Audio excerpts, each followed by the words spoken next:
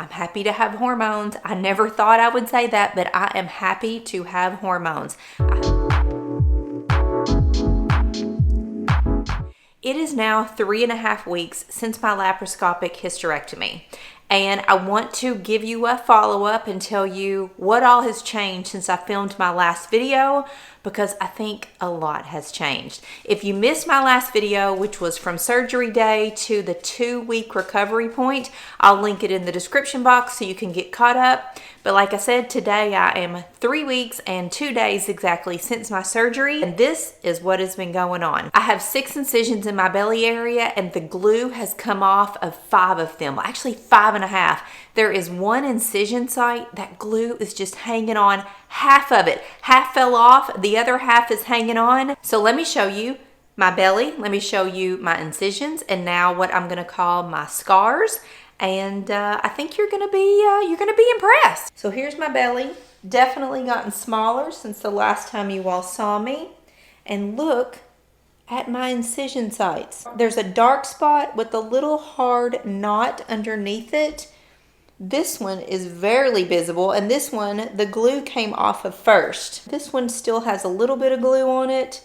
This one came off yesterday. And then the one in my belly button, it's kind of hidden. It's underneath the flap right there, so I don't think you would ever see it to begin with. So my belly area is looking better. The swelling is definitely gone down, but there is still some swelling. I can see it when I look at myself. Granted, it's only 3.5 weeks since my surgery, so I know the swelling will continue to go down. But again, I'm very pleased with the way that my belly area is looking. On a positive note, I have lost weight. I had a uterine fibroid that weighed 2.4 pounds. So yes, obviously I'm gonna lose almost 2.5 pounds from the fibroid alone. But once I had the surgery and I guess my body swelled up and everything got inflamed, I'd actually gained weight. It was crazy. And plus I'd been on vacation and I ate a lot before my surgery and all the things.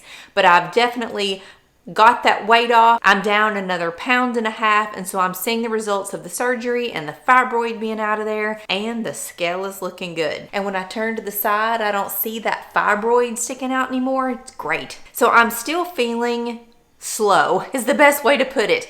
I cannot walk fast at all. I cannot pick up anything. I still cannot bend over and tie my shoes. I'm very restricted, and that is okay with me. I am able to go to the grocery store. In fact, I just got back from the grocery store, but I have to get one of those little baby carts, and I only get a few items on my trip to the grocery. Because remember, I can't pick up anything more than 10 pounds, and I have put kind of a weight limit on myself of about 4 to 5 pounds. That's where I try to stay. So I have to put a couple items in a bag. When I get home, little bags in the house at a time, lots of trips. I just take my time. I'm not in a hurry. I have no reason to be in a hurry. I have nowhere that I have to be. I just have all the time to heal and heal properly.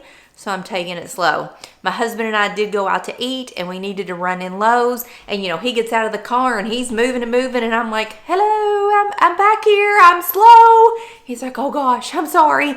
So he holds my hand and we mosey into wherever we're going, and I do still walk really slow. I go up the stairs in my house, I go up very slow. And I'm not quite sure why that is. It's just, I don't have the ability to walk fast. My stomach area is still sore and sensitive, and I just can't walk fast. So I'm a slow goer at the moment. And if you watched my previous video where I told you how things were going along after my surgery, I told you that I was now in full-blown menopause, surgical menopause, because during my hysterectomy, my ovaries were removed. And I told you that I was having night sweats, hot flashes. So since I filmed that video, there was about a 7-day period of time from that video to now when I'm filming this video. A lot has changed. My menopause symptoms have gotten so severe. The night sweats, oh my gosh, so severe. I'm waking up every 2 hours, just like clockwork, and having a major night sweat. I'm covered in sweat, my pajamas are wet, the sheets are wet, I'm burning up, I have to take the covers off, I have to get out of bed, I have to go to the bathroom, I have to walk around, I have to try to cool down. And when I get back in bed, I cannot go back to sleep. It just wakes me up. I'm flustered, I am frustrated, and every night it's getting worse. So 2 nights ago, I basically did not sleep at all. I had a night sweat at 2 a.m.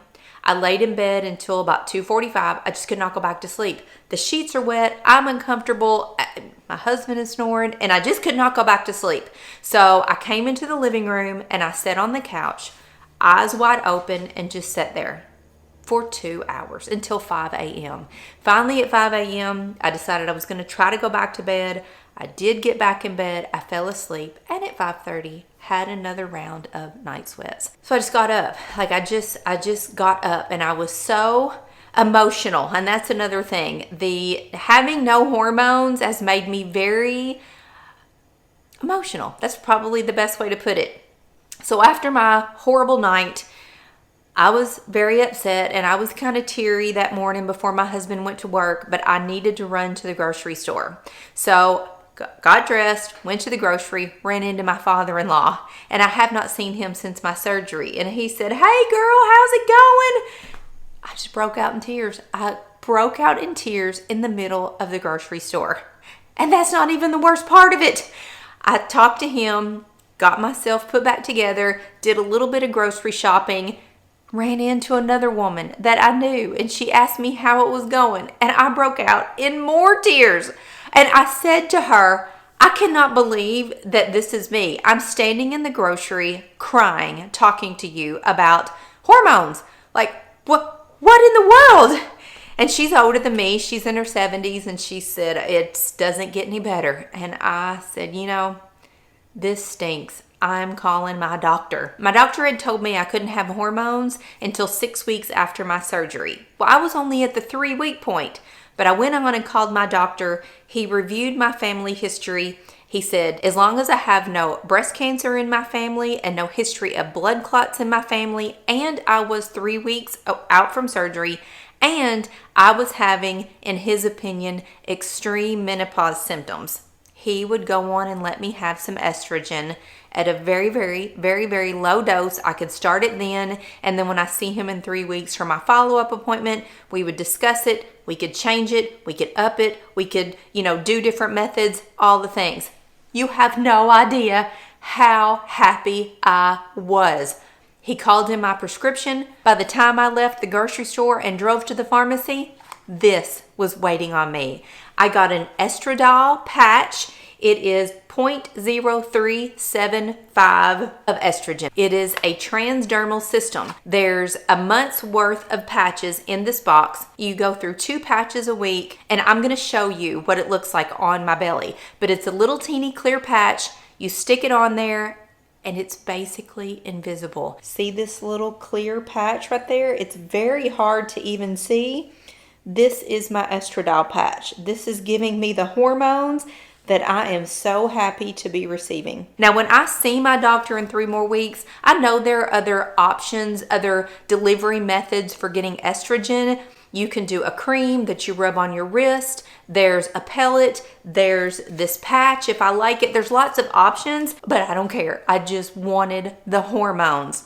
So I did put the hormones on yesterday. Don't know that I have experienced any benefit of it yet. I'm told that it can take several days up to a week before I start to see that things are improving.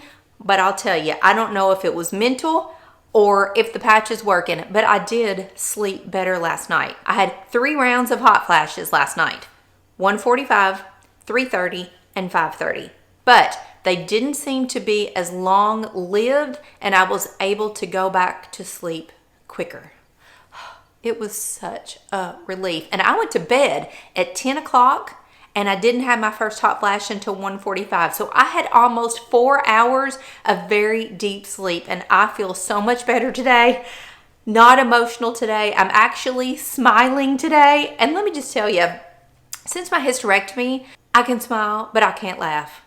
I cannot just laugh. I can't do a belly laugh because it hurts. It truly hurts. And my husband will say something funny. We're having a conversation and I start to laugh. I want to laugh. I'm like, oh my gosh, stop. Don't make me laugh, because I just can't.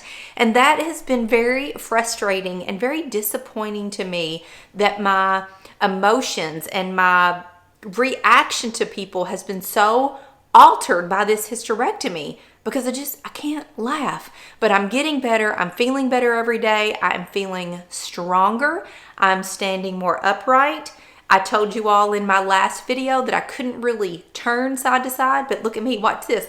I can turn my head side to side. I can twist my body a little bit better now, and this is a new development.